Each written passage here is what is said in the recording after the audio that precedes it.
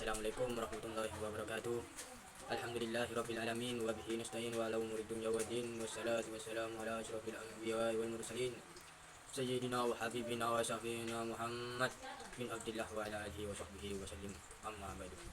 Yang saya hormati pengasuh Pondok Pesantren Zainul Hasan Genggong, yakni Kiai Muhammad Hasan Mutawakkil Allah SHMM, dan saya hormati Prodi PAI dengan Bapak Solihin. Yang saya hormati kepada Bapak Rektor Universitas Islam Zainul Hasan Genggong, Bapak Dr. Abdul Aziz Wahab BA MAG. Saya akan mempresentasikan dengan judul bermazhab dengan sistem bermazhab, Al-Quran dan Hadis, Nahdliyin Nahdlatul Ulama, pendekatan tematik, metode ijtima dan kias. Berbicara tentang pengertian mazhab.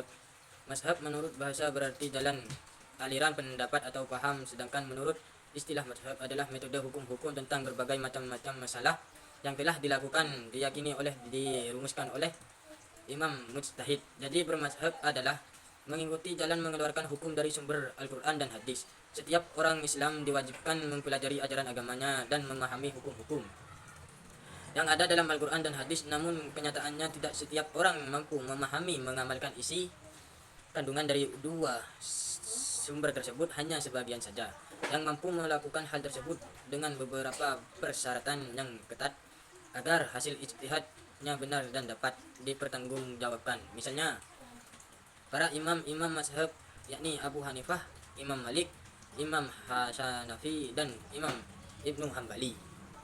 Sistem bermazhab adalah bermazhab pada masa sekarang ini tidak dapat dihindarkan lagi di kalangan ahlu sunnah wal jamaah. Bermazhab merupakan suatu pilihan yang dilakukan oleh setiap muslim yang tidak berstatus sebagai mustahid mutlak. Pada dasarnya bermazhab tidak bertentangan dengan sistem ijtihad, dengan sistem taklid, tetapi justru untuk mengkombinasikan antara keduanya sesuai dengan proporsinya. Dalam pandangan ahlu sunnah wal jamaah ada 4 mazhab yang dianggap muktabar, yaitu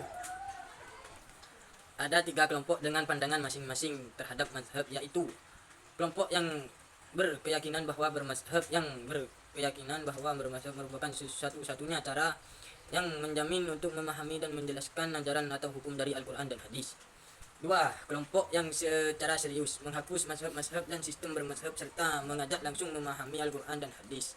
3. Para ulama Nahdlatul Ulama telah berhalaqah di Kompas di Nanyar, Jombang untuk merumuskan pokok-pokok pendirinya mengenai bermazhab dengan berbagai bermazhab itu. Adapun hasil keputusan adalah sebagai berikut. Sistem bermazhab adalah cara terbaik untuk memahami, mengamalkan ajaran atau hukum istilah dari Al-Quran dan Hadis.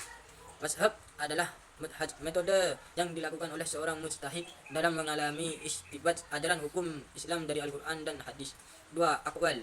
Ajaran atau hukum adalah hasil istibat dari seorang mujtahid bermazhab yang adalah mengikuti suatu mazhab dengan cara bagi orang awam bermazhab secara kuali.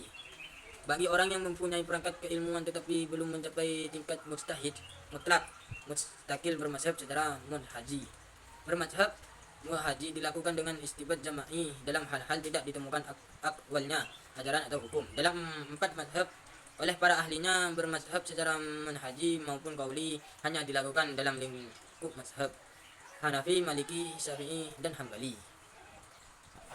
Al-Quran dalam Al-Quran ada petunjuk yang menjadi dasar perintah kewajiban mengikuti mazhab, yakni perintah Allah agar kita mentaati Allah dan Rasulnya serta ulil amri. Kata ulil amri adalah orang yang memimpin atau memerintah, dengan termasuk di dalamnya para ulama ahli ilmu. Secara lebih khusus kita perintah untuk mengikuti dalam pikiran para ulama, yakni bermazhab. Al-Hadis disebut dalam banyak hadis agar kita mengikuti golongan paham yang paling besar dari umat Islam. Itu dikarenakan kelompok paling besar mayoritas kemungkinan sangat kecil sekali untuk memperbuat kesepakatan mengguna menyeleweng hukum-hukum Islam. Ijma adalah kesepakatan pendapatan para ahli mujtahid pada suatu zaman sepeninggal Rasulullah mengenai sesuatu ketentuan hukum syariah.